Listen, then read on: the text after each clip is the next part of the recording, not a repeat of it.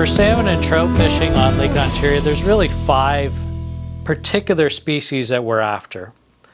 Coho, Chinook salmon, rainbow trout, brown trout, and lake trout. You can also get an Atlantic salmon, but they're very, very rare.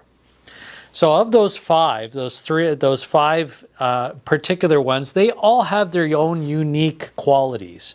And although you can catch any one of those 5 species of fish on similar baits in similar ways, you really start to see a pattern of how they feed. Particularly, let's say, for an example, brown trout, they're excellent at catching those fish first thing in the spring, generally along the shoreline, for an example. What we found on our side of the lake, particularly on the Ontario side, brown trout seem to be less in numbers caught during the summer, generally in waters that we don't normally fish because we're often targeting other species of fish. Lake trout, they love the bottom.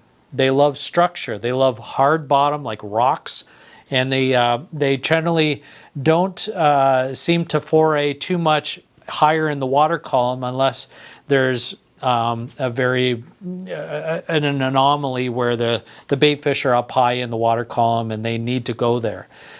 So generally lake trout are close to the bottom, and you can catch them by trolling maybe a little bit slower, trying to use baits that are right near bottom, churning up the bottom, for an example, and getting their attention. Chinook salmon are kind of a middle of the water column primarily. They'll foray way up high in the water column, but also dive deep and sound in very deep water. And they're known to do these very erratic changes in water depth throughout the day.